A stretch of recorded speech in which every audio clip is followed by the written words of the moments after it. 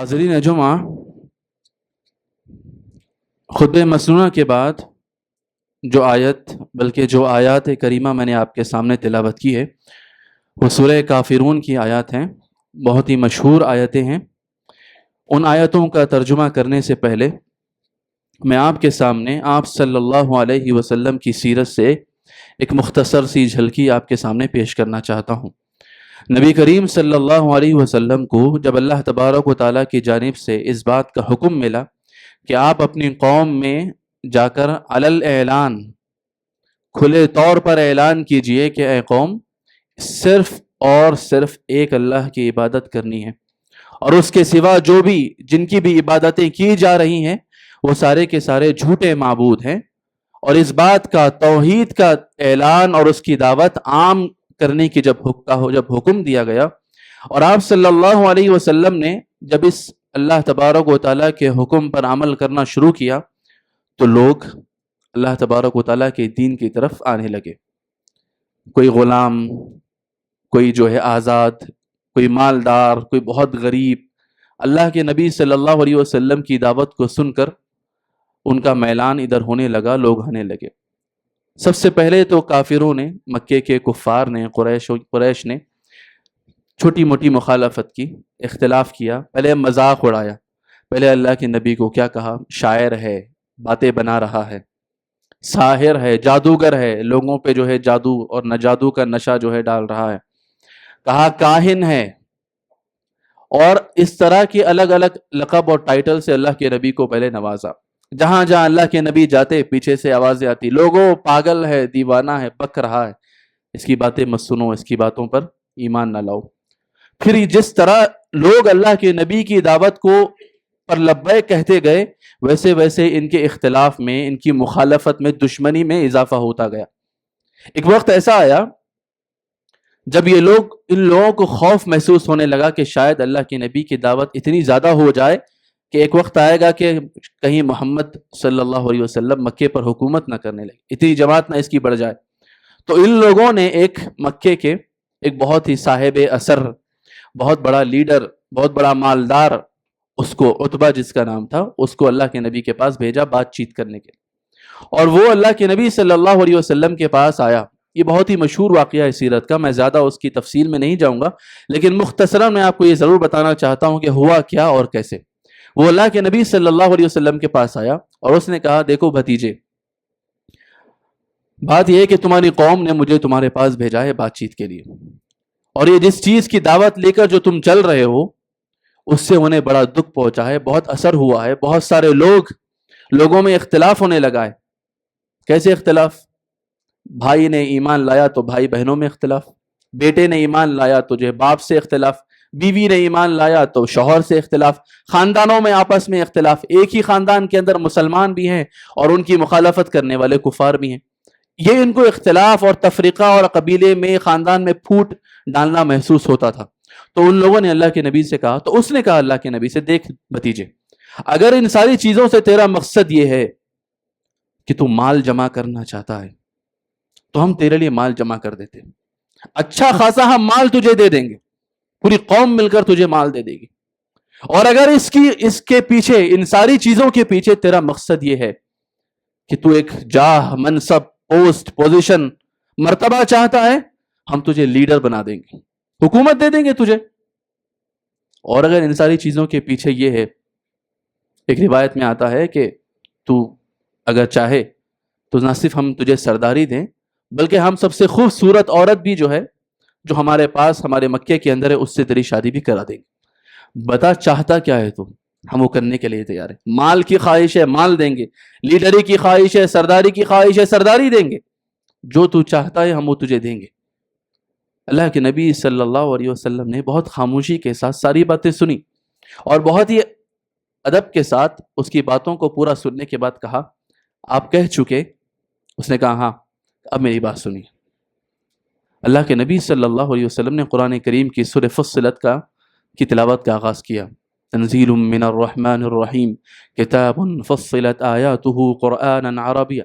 اللہ کے نبی نے بتانا شروع کیا، یہ جو پیغام ہے، یہ جو قرآن ہے، جو اللہ کا کلام ہے، اس کی حقیقت کیا ہے اور یہ کیا چیز ہے۔ اور اس کے بعد اللہ کے نبی صلی اللہ علیہ وسلم نے انہی آیات میں جو اللہ کا کلام ہے سب سے پہلے کہ انما انا بشر، میں ایک بشر ہوں، یوحا الی، میری طرف اللہ کی طرف سے وحی آتی ہے اور میں تمہیں دعوت دیتا ہوں ایک اللہ کی عبادت کا۔ اور اس کے بعد آخر میں جب یہ رکوع تقریباً ختم ہوتا ہے، قرآن نے کہا فَإِنَّ رَضُوا، تم یہ جو دعوت پہنچا رہے ہو انہیں، تمہارے پہنچانے کے بعد اگر یہ انکار کرتے ہیں، اعراض کرتے ہیں، منہ موڑتے ہیں، فقل، تو آپ ان سے کہیے انذرتکم صاعقۃ مثل صاعقۃ عاد وثمود، ہم تمہیں ایسی اسی بھیانک آندھی اور طوفان کی جو سے ڈراتے ہیں جو عاد اور سمود پچھلی قوموں کو جو نصیب ہوا تھا۔ جیسے ہی عتبہ نے یہ سنا، اس نے کہا خاموش، اس نے ہاتھ رکھ دیا اللہ کے نبی صلی اللہ علیہ وسلم کے چہرے، آپ کے منہ پر، کہ رک جاؤ، خاموش ہو جاؤ۔ ڈر اور خوف کی جو کیفیت اس کے اوپر طاری ہوئی، اہل عرب تھے، اہل زبان تھے، اللہ کا کلام جو ڈائریکٹ انہوں نے سنا تو اس پر خوف طاری ہو گئی، اور وہ واپس ہوا۔ لوگ ابھی انتظار کر رہے ہیں کہ عتبہ بھی آئے گا اللہ کے نبی سے بات کر کے۔ ابو جہل، بڑے بڑے لیڈر، دیکھتے ہی دور سے ابو جہل نے کہا جس حالت میں یہ گیا تھا اس حالت میں واپس نہیں آ رہا ہے، یہ کنونس کرنے گیا تھا، یہ کنونسڈ ہو کر آیا ہے۔ جیسے ہی واپس آئے تو کہا دیکھو محمد صلی اللہ علیہ وسلم جو کہہ رہے ہیں، جو باتیں ہیں بتائی جا چکی ہیں، اور جس طرح وہ اپنی بات پر مصر ہے، مجھے لگتا ہے کہ یہ آگے بڑھے گا، یہ معاملہ آگے بڑھے گا، یہ بات آگے بڑھے گی۔ میں آپ کے سامنے اس مختصر سے سیرت کے واقعے سے بات کیا رکھنا چاہتا ہوں، وہ یہ ہے، ہم واپس آتے ہیں قرآن کریم کی اسی سورت کی جانب جو میں نے خطبہ مسنونہ کے بعد آپ کے سامنے تلاوت کی ہے۔ قل یا ایھا الکافرون، اے اللہ کے نبی آپ کہہ دیجئے، اے اللہ کا انکار کرنے والو، اے کافروں، لا اعبد ما تعبدون، جن معبودوں کی تم عبادت کرتے ہو میں ان کی عبادت نہیں کرتا۔ لا اعبد ما تعبدون ولا انتم عابدون ما اعبد، اور ابھی حال یہ ہے کہ تم بھی عبادت نہیں کرنے والے ہو اس کی جس اللہ کی میں عبادت کرتا ہوں۔ ولا انا عابد ما عبدتم، اور میں کبھی بھی تمہارے معبودوں کی عبادت کرنے والا نہیں، نہ ابھی کر رہا ہوں اور نہ کبھی کروں گا۔ ولا انتم عابدون ما اعبد، اور نہ بھی تم کبھی جو ہے اس اللہ کی عبادت کرو گے جس کا میں غلام ہوں، عبد ہوں، بندہ ہوں۔ لکم دینکم ولی دین، تمہارے لیے تمہارا دین، میرے لیے میرا دین۔ ایک دعوت کے ایک طویل اور لمبے وقفے کے بعد جہاں اللہ کے نبی صلی اللہ علیہ وسلم نے ساری باتیں پہنچا دی، ساری باتیں بتا دی، اتمام حجت کر دیا، اللہ کا پیغام پہنچا دیا، اور وہاں سے ہنسی اڑائی گئی، مذاق اڑایا گیا، استہزاء کیا گیا، اللہ کے نبی پر طنز، طعنے، الزامات، اتہامات کی بارشیں ہوئیں، اور پھر بات وہاں سے آگے بڑھ کر اللہ کے نبی کی مخالفت کی گئی، آپ کے جو صحابہ تھے ان کو مارا گیا، پیٹا گیا، اذیتیں پہنچائی گئیں، اللہ کے نبی صلی اللہ علیہ وسلم کو تکلیفیں دی گئیں، اللہ کے نبی صلی اللہ علیہ وسلم کے خلاف قتل کی سازشیں کی گئیں، اللہ کے نبی کی جان لینے کی کوششیں بھی کی گئی، یہ سب کچھ ہو گیا۔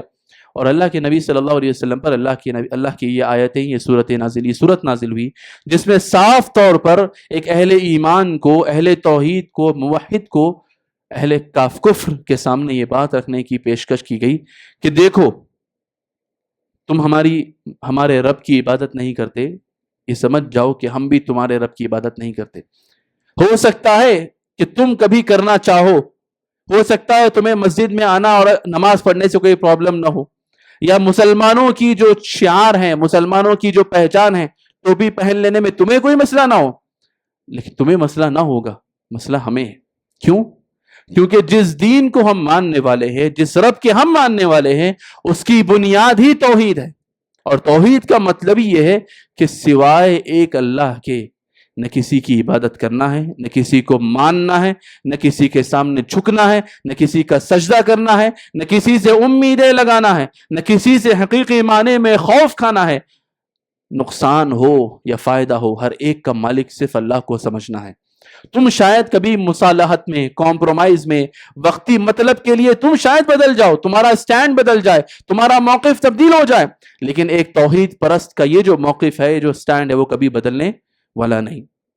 توحید میں کوئی کمپرومائز نہیں ہے۔ تو خطبہ کس بات پر ہوا؟ توحید پر۔ اور عام طور پر آج ایک ٹرینڈ بنا ہوا ہے ہمارے پاس، وہ یہ ہے کہ جب توحید پر بات کی جاتی ہے تو احباب تھوڑا سا ناک چڑھانے لگتے ہیں، ارے وہی گھسا پیٹا موضوع، 1400 سال سے وہی چلا آ رہا ہے، اور اہل حدیثوں کو تو خاص طور پر کوئی موضوع ملتا ہی نہیں اس کے علاوہ. بات کرے توحید، بات کرے توحید. سبحان اللہ العظیم. توحید کے علاوہ بات ہی کیا کریں. قرآن اٹھائیے. مسئلہ یہ ہے کہ ہم نے ریٹائرڈ ہو گئے جو لوگ، اور جنہوں نے ریٹائرمنٹ میں جو تفسیریں لکھی ہیں وہ پڑھنا شروع کیا. جن کے پاس کوئی کام نہیں تھا ریٹائرمنٹ کے بعد، انجینئر سے وہ بھی، پلمبر سے وہ بھی، یا پھر جو ہے کچھ اچھا لکھنا جانتے تھے، ریٹائرمنٹ کے بعد شغل کچھ نہیں تھا، نہ زبان کا علم، نہ قرآن کی گہرائی کا گہرا علم، انہوں نے تفسیریں لکھنا شروع کی. ان کی تفسیروں کو پڑھ کر ہم اپنے دین کو جج کر رہے ہیں اور اپنے اہل علم کو بھی جج کر رہے ہیں. تو لوگوں کو توحید سے جو ہے بڑا خوف بھی محسوس ہوتا ہے کہ بار بار یہی چیز، اور ذرا سا ناگواری بھی محسوس ہوتی ہے. یہ سمجھنے کی چیز ہے کہ قرآن کی ہر آیت، ہر صورت، ہر موضوع توحید پر ہی مشتمل ہے. توحید ہی ہے سب کچھ. اللہ کے رسول صلی اللہ علیہ وسلم نے جسے 1/3 قرآن، 1/3 آف قرآن جسے کہا، وہ توحید ہی ہے مکمل. قل هو اللہ احد اللہ الصمد لم یلد ولم یولد ولم یکن له کفوا احد. ختم ہو گئی صورت. یہ ہے 1/3 آف قرآن، یہ ہے 1/3 آف قرآن. کیا ہے اس کے اندر؟ سوائے توحید کی اور کچھ نہیں. کہہ دیجئے وہ اللہ ایک ہے، وہ اللہ بے نیاز ہے، نہ وہ کسی سے پیدا ہوا ہے، نہ اس نے کسی اور کو جنم دیا ہے، اور اس کے سوا اس جیسا کوئی نہیں، اس کا ہمسر کوئی نہیں، اس کی برابری کرنے والا کوئی نہیں. سورہ فاتحہ کو کہا گیا پورے قرآن کے مشمولات کا، مضامین کا مجموعہ ہے. کیا ہے اس کے اندر؟ 7 آیات ہیں، کچھ نہیں ہے. ایاک نعبد و ایاک نستعین. اللہ کی تعریف کے بعد ہم تیری ہی عبادت کرتے ہیں، تجھ ہی سے مدد چاہتے ہیں. بات ہی ختم ہو گئی. نہ کسی اور کی طرف دیکھنا ہے، نہ کسی اور سے مانگنا ہے، نہ کسی اور سے لو لگانا ہے، نہ کسی اور کی امیدیں اپنے سینے میں جگانا ہے، نہ کسی اور سے کے سامنے جھکنا ہے، نہ کسی اور کا دامن پکڑنا ہے، نہ کسی اور کی قبروں کی زیارتیں کرنے پھرنے ہیں. کچھ نہیں کرنا. اللہ اللہ اللہ، اس کے علاوہ اور کوئی نہیں. سبحان اللہ العظیم. جہاں عبادت کی بات آئے، جہاں بندگی کی بات آئے، صرف اور صرف ایک معبود. اب ہم اس کا ذکر کیوں کر رہے ہیں؟ سب سے پہلی بات، ابھی بالکل آئندہ ہفتے ہی آپ کے پاس ایک عید آ رہی ہے، نصارہ کی، کرسچنز کی. اور آپ جانتے ہیں وہ عید، کرسمس، اور کس چیز پر مبنی ہے؟ عیسیٰ علیہ السلام کا ایک طرح سے برتھ ڈے منایا جاتا ہے. اور ان کے پاس عیسیٰ علیہ السلام کی ولادت کے تعلق سے، پیدائش کے تعلق سے جو عقیدہ ہے، اس عقیدے کو میں آپ کے سامنے اللہ تبارک و تعالیٰ کی لفظوں میں بیان کرنا چاہتا ہوں. میں کیوں بولوں، آپ کیوں بولے؟ دیکھتے ہیں کہ اللہ تبارک و تعالیٰ نے اس بات کو کس طرح ایڈریس کیا. قرآن نے کہا، وقالوا، وہ لوگ کہتے ہیں، اتخذ الرحمن ولدا. لوگ کہتے ہیں، وہ لوگ کہتے ہیں کہ رحمان نے اولاد اپنا لی ہے، رحمان نے اولاد بنا لی ہے، یا رحمان نے ایک لڑکا جنم دیا ہے. نعوذ باللہ. کتنی بڑی بات ہے. قرآن کہتا ہے لقد جئتم شیئا ادا. تم یہ جو بات لے کر آئے ہو یہ اتنی حقیر اور اتنی بھیانک بھی ہے. قرآن نے اس کی آگے تفسیر کرتے ہوئے کہا تکاد السماوات یتفطرن من. قریب ہے کہ اس بات کی گہرائی اور اس بات کی سنگینی کی وجہ سے آسمان پھٹ پڑے، وتنشق الارض، زمین شق ہو جائے، وتخر الجبال حتی، اور یہ جو پہاڑ دیکھ رہے ہو آپ بڑے بڑے، یہ چور چور ہو جائے، گر جائیں. کیوں؟ کیونکہ یہ کہا گیا ہے کہ رحمان نے اولاد بنائی ہے. اب غور کیجئے، توحید اور شرک کو لے کر اور عام معمولی برائیوں کو لے کر ہمارا اپنا ذہن کیسے بنا ہوا ہے. اگر آپ کے سامنے میں یہ کہوں، یہ بہت پرانی مثال ہے، کسی عرب کے اہل علم نے بیان کی تھی اپنے شاگردوں کے سامنے، جو کتاب التوحید کا درس دے رہے تھے، اور شاگردوں نے کہا صبح و شام یہی درس ہوتا ہے، توحید کا درس، توحید کا درس. تو استاد نے کہا، اس عالم دین نے کہا، اس شیخ نے کہا، اگر میں آپ کے سامنے یہ بات کہوں کہ ہماری پچھلی ہی گلی میں کچھ نوجوانوں نے ایک عورت کے ساتھ زیادتی کی ہے اور گناہ کا ارتکاب کیا ہے، آپ کیا کہیں گے؟ ایسا ہوا ہے. تو سارے شاگرد جوش میں آ گئے. کون ہے وہ؟ کس نے کیا ہے؟ کس کی ہمت ہوئی ایسا کرنے کی؟ ہمارے محلے میں، ہمارے سامنے، دن دہاڑے کس نے کیا ایسا؟ آپ بتائیے شیخ، کس نے کیا؟ ہم پکڑیں گے اسے. کون ہے وہ مجرم؟ شیخ نے کہا تمہارا ابھی درس جو ہے توحید کا ختم نہیں ہوا ہے. کیوں پتا ہے؟ آپ کے آس پاس شرک میں اتنے لوگ مبتلا ہیں، تمہاری جمی پر ذرا شکن نہیں آتی، تمہیں اس بات کا احساس تک نہیں ہوتا کہ شرک کرنا اللہ کے لیے کتنی بڑی بات ہے، کتنا سنگین جرم ہے.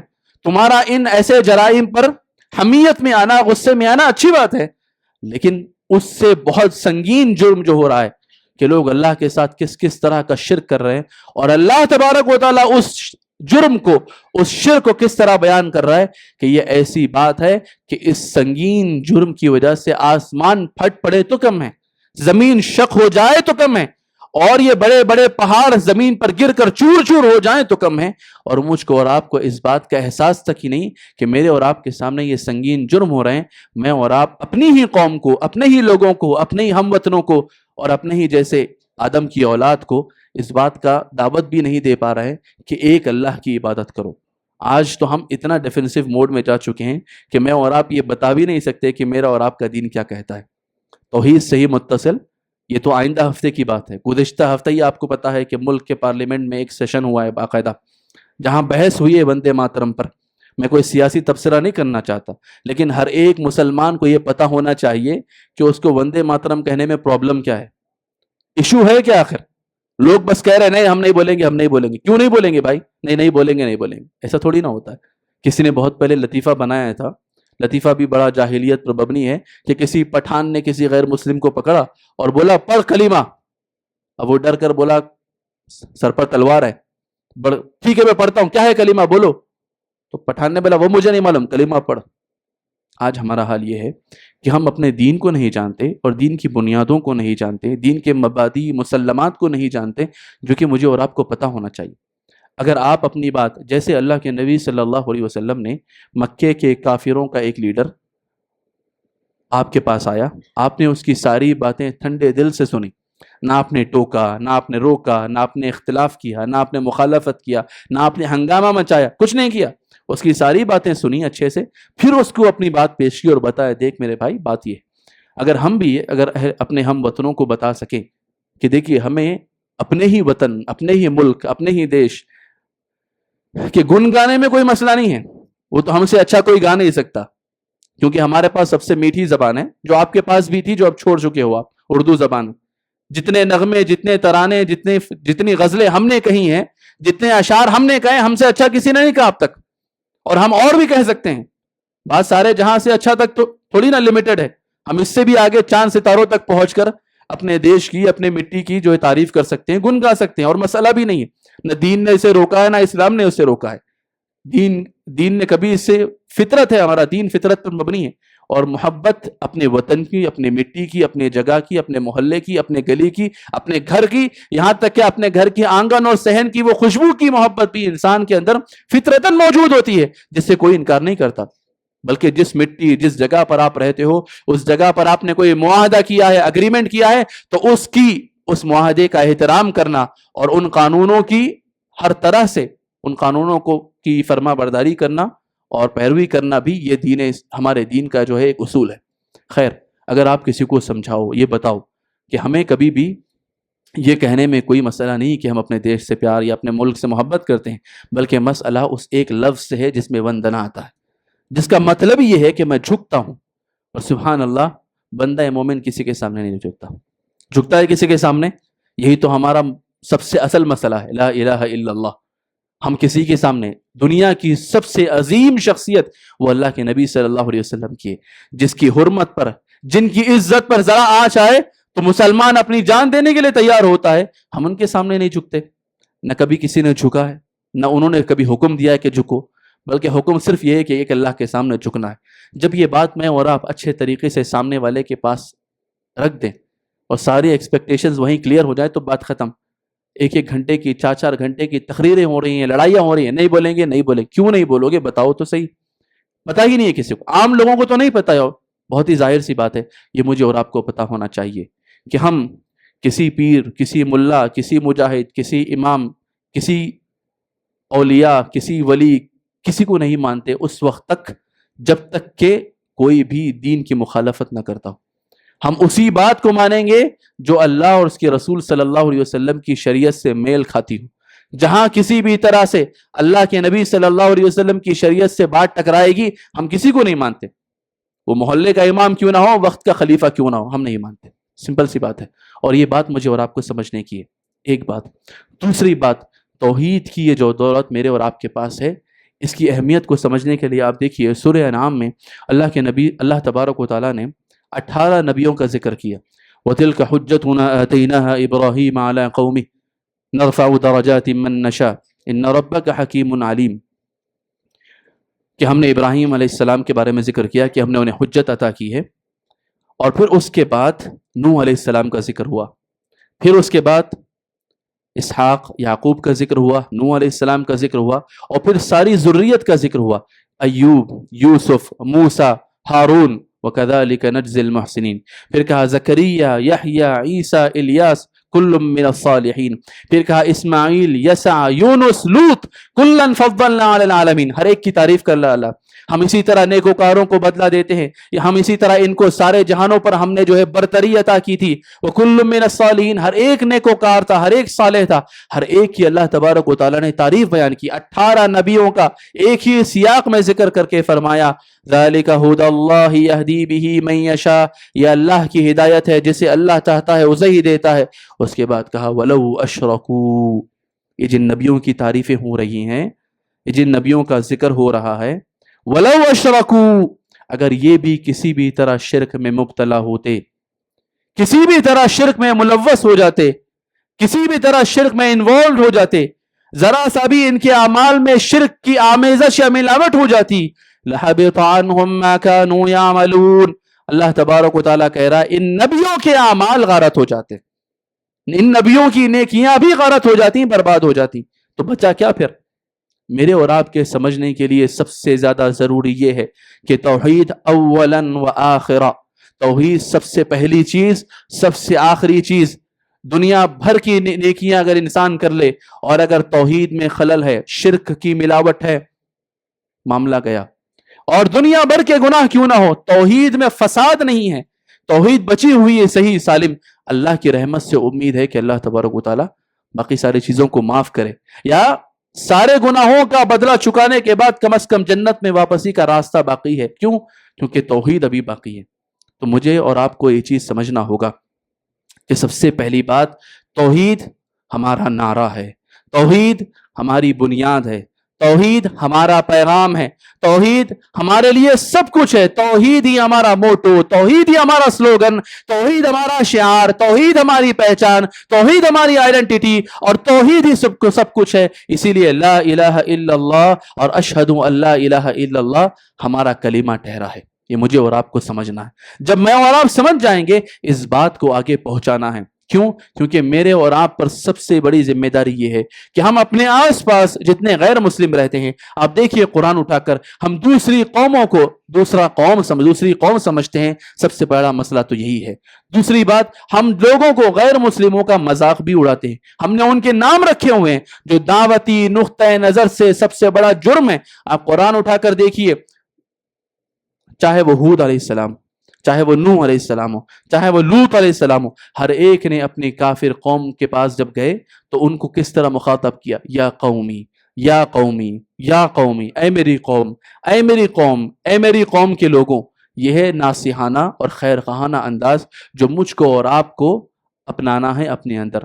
ایسا نہیں ہوتا ہے کہ ہم مسلمان ہیں، جنت کے ہم ٹھیکیدار ہیں، خدائی فوجدار ہیں، سب کچھ ہمارے ہاتھ میں ہے، دوسروں کو یا تو گالیاں دیں گے یا مذاق اڑائیں گے، یا پھر ایسا ضرورت پڑے گی تو لوگ دوسرے ہم پر، جب ہم توحید کو چھوڑ دیں گے اور سب سے بڑی بات دعوت اللہ کو چھوڑ دیں گے، اللہ کے نبی صلی اللہ علیہ وسلم نے فرمایا کہ پھر اللہ کا عذاب آئے گا. اور اللہ کا عذاب بہت شکلوں میں آتا ہے. ان میں سے ایک شکل یہ بھی ہے کہ ایسے حکمران، ایسے لوگ ہمارے سر پر آ کر بیٹھ جائیں گے، مسلط کر دیے جائیں گے، جیسے کہ آپ جانتے ہیں کہ ہمارے آس پاس کیسے ہو رہا ہے. دن بدن مسلمانوں کے خلاف لوگوں کے ذہنوں کی جو برین واشنگ ہے وہ بڑھتی جا رہی ہے، نفرت کی جو فضا ہے وہ بڑھتی جا رہی ہے. ہمارا کیا کردار ہے؟ کچھ نہیں. ہمارا کیا کنٹریبیوشن ہے؟ 0%. ہم نے اپنا دائیانہ کوئی کردار نبھایا ہی نہیں. نہ ہم نے اپنے ساتھ رہنے والوں کو، اٹھنے بیٹھنے والوں کو جو غیر مسلم ہیں، انہیں یہ بتایا ہی نہیں کہ تمہیں یہ جاننے کی ضرورت ہے کہ سوائے اللہ کی کوئی معبود نہیں. اور میں تمہیں یہ اس لیے نہیں بتا رہا ہوں کہ مجھے کوئی اپنی قوم بڑی کرنی ہے، میں تمہیں اس لیے بتا رہا ہوں کہ آج کی زندگی گزارنے کے بعد کل جب آنکھیں بند ہو جائیں گی تو میرا اور آپ کا انجام کیا ہوگا، یہ بھی سوچنے سمجھنے کی ضرورت ہے. یہ جو دعوتی ذمہ داری مجھ پر اور آپ پر ہر اعتبار سے ہے، نہ یہ صرف علماء تک محدود ہے، اور نہ علماء میں کوئی خاص دعوتی رجحان رکھنے والے داعیوں کے لیے ضروری ہے، یہ ہر ایک کے لیے ضروری۔ ہر ایک آدمی اپنی اپنی جگہ پر، اپنی اپنی کیپیسٹی میں، اپنی اپنی گنجائش اور استطاعت کے مطابق دعوت کا فریضہ انجام دے گا۔ کرنا کیا ہے؟ یہی بتانا ہے کہ دیکھ میرے بھائی، میں اور آپ دیکھ ہی رہے، کب کون اللہ کے پاس جا رہا ہے کسی کو نہیں پتا، کب کس کی سانسوں کا رشتہ ختم ہو رہا ہے کسی کو نہیں پتا۔ اس کے بعد کیا ہوگا؟ میں اور آپ اگر یہ سوچتے ہیں کہ ختم ہو چکا ہے مسئلہ، تو گڑبڑ ہے۔ اگر بات ایسی ہی ہوتی تو نقصان میں کوئی نہیں ہے، لیکن اگر بات ایسی ہے 0.1% بھی اگر چانس ہے کہ بتانے کے لیے، سمجھانے کے لیے کہ موت کے بعد حساب و کتاب ہوگا، تو ابھی اللہ تبارک و تعالیٰ کو تسلیم کر لینے میں تمہارا فائدہ ہی ہے، نقصان نہیں۔ بات پہنچ چکی، دعوت پہنچ چکی، ہمارا کام ہو گیا، ورنہ کر اللہ تبارک و تعالیٰ پوچھے گا، سوال کرے گا کہ کیا ہم نے اس ذمہ داری کو نبھایا ہے۔ دوسری بات، میں نے جیسے آپ کے سامنے کہا کہ کرسمس وغیرہ کی جو عیدیں ہیں، اور اس طرح کی جس طرح بھی غیر مسلموں کی جو عیدیں ہیں، اس سلسلے میں اہل علم کا موقف بہت صاف ہے کہ کسی بھی کافر اور کافروں کی عیدوں میں شامل ہونا، شریک ہونا، مبارکبادیاں دینا، آج کل کے ہمارے بہت سے روشن خیال احباب، ایسے روشن خیال جن کے بارے میں کہا جاتا ہے روشنی لے گئی منزل سے بہت دور مجھے، ایسی کیسی روشنی ہے جو منزل کے قریب نہیں لا رہی ہے، منزل سے دور لے جا رہی ہے۔ تو روشن خیالی ایسی ہے کہ ہم یہ سوچتے ہیں کہ رواداری کی وجہ سے سب ساتھ میں رہتے ہیں، ہم آپس میں ایک دوسرے کو مبارکباد دینا پڑتا ہے۔ آپ کو کیا پتا، آپ تو جو ہے کنویں کے مینڈک ہے، مدرسوں میں رہتے ہیں، مسجدوں میں رہتے ہیں، اپنے ہی جو ہے اولڈ سٹی کے محلے میں رہتے ہیں، مسلمانوں میں ہی رہتے ہیں۔ باہر نکلیے تو آپ کو پتا چلے گا غیر مسلموں کے ساتھ شراکت داری کیا ہوتی ہے، بہت سارے بزنس میں پارٹنرشپ کیا ہوتی ہے، کبھی کبھی بزنس کا تقاضا ہوتا ہے، جاب کر رہا ہوتا ہوں، جاب کے تقاضے ہوتے ہیں، ایک دوسرے کو مبارکباد پیش کرنا ہوتا ہے، ایک دوسرے کے ساتھ جو ہے ہنسی خوشی۔ لوگ کیا سمجھتے ہیں، بہت کنورزیٹو سمجھیں گے لوگ، تنگ ذہن سمجھیں گے لوگ۔ لا مجاملہ فی التوحید، توحید میں کوئی کمپرومائز نہیں، توحید میں کوئی مسالات، باقی ساری چیزوں میں سب کچھ کیجیے، اٹھیے بیٹھیے، شریک ہوئیے، پلائیے کھلائیے سلائیے، ان کو بتائیے، جو آدمی ننگا ہے اس کو پہنائیے، جس آدمی کے پاس کھڑے رہنے کے لیے چھت نہیں ہے اس کو جگہ دیجیے۔ کل قیامت کے دن اللہ تبارک و تعالیٰ یہ نہیں پوچھے گا کہ مسلمانوں کے ساتھ ہی چیریٹی کرنی سے کیا، غیر مسلموں کو جو ضرورت مند تھا اسے کچھ نہیں کیا۔ یہ ساری چیزیں کیجیے، لیکن لا مجاملہ فی التوحید، توحید میں کوئی کمپرومائز نہیں۔ سمپل سی بات ہے، بہت صاف بات ہے۔ اسی لیے سب سے پہلی بات جو سیرت سے میں نے آپ کے سامنے رکھی، اللہ کے نبی صلی اللہ علیہ وسلم نے صاف انکار کر دیا۔ لوگوں نے کیا کہا؟ پیسہ چاہیے، مال دینے کے لیے تیار ہے، لیڈری چاہیے، سرداری چاہیے، آئیے مکے کا لیڈر بنا دیتے ہیں آپ کو، وہ بھی دے دیتے ہیں۔ اللہ کے نبی نے کہا کچھ نہیں چاہیے، آپ سمجھو تم کہو گے تمہارا فائدہ ہوگا، آپ لوگوں کے ساتھ اٹھیے بیٹھیے، ہنسی خوشی زندگی گزاریے، لوگوں کے ساتھ خیر خواہی کیجیے، کسی کو تکلیف مت دیجیے، یہی ہمارے دین کا پیغام ہے۔ اسی طرح عمل سے بھی دعوت ہو سکتی ہے، لیکن اس کا یہ مطلب نہیں ہے کہ ان کے کھانے کھلانے اور پینے پلانے میں ہم شریک ہو جائیں، غیر اخلاقی حرکتوں میں ہم شریک ہو جائیں، اور خاص طور پر شرکیہ چیزوں میں ہم شریک ہو، جن کا عقیدہ یہ سارے عید اور سارے جو ہے کرسمس کی بنیادی یہ ہے کہ عیسیٰ علیہ السلام جو ہے نعوذ باللہ، جو ٹرینٹی کا عقیدہ ہے، ان کا تثلیث کا جو عقیدہ ہے، اس کی پیداوار ہے، نعوذ باللہ من ذالک، اور اللہ تبارک و تعالیٰ اس سلسلے میں ہم سے پوچھ کرے گا۔ لہٰذا مجھے اور آپ کو سمجھنے کی ضرورت ہے کہ ہم کسی بھی طرح کے مخلوط معاشرے میں رہتے ہوں، جہاں بہت سارے مذاہب کے ماننے والے موجود کیوں نہ ہوں، ہر ایک کا احترام کرنا، ہر ایک کی رسپیکٹ کرنا، یہ ہمارے دین کا حصہ ہے۔ قرآن نے کہا وَلَا تَسُبُّوا الَّذِينَ يَدْعُونَ مِن دُونِ اللَّهِ، کہ تم جو لوگ اللہ کو چھوڑ کر دوسروں کی عبادت کرتے ہیں انہیں برا بھلا مت کہو، ان کے معبودوں کو برا بھلا مت کہو، گالیاں مت دو۔ فَيَسُبُّ اللَّهَ عَدْوًا بِغَيْرِ علم، کیوں؟ اس سے کیا ہوگا؟ نفرت کی فضا ہموار ہوگی، نفرتیں بڑھیں گی، اور دشمنی میں وہ لوگ پھر پلٹا کر اللہ تبارک و تعالیٰ کو گالیاں دیں گے۔ کون بنا وجہ؟ میں اور آپ بنے وجہ۔ تو سب سے پہلی بات، ہم ان کے ساتھ رواداری کا احترام کے ساتھ بہت کچھ کریں گے معاملہ، لیکن توحید کے بعد جہاں آئے گی اس میں کسی بھی طرح کے کمپرومائز نہیں کریں گے۔ ہمارا ان کے ساتھ اٹھنا بیٹھنا اپنی جگہ ہے، لیکن دیوالی ہو، کرسمس ہو، یا اس طرح کی جتنی بھی عیدیں ہیں، ان کو بھی یہ بات سمجھ میں آتی ہے جب ایک بندہ خاص طور پر اس بات کا پابند ہے کہ وہ کسی بھی ایسے غیر شرکیہ چیزوں میں جو ہے غیر اسلامی چیزوں میں شریک نہیں ہوتا ہے۔ اگر آدمی دیکھے گا کہ یہ بندہ بالکل اپنے ڈسپلن کا، اپنے اخلاقی اور دینی اقدار کا پابند ہے، تو وہ خود بھی آپ کو زبردستی نہیں کریں گے. میں یہ بات آپ کو سمجھانا چاہتا ہوں.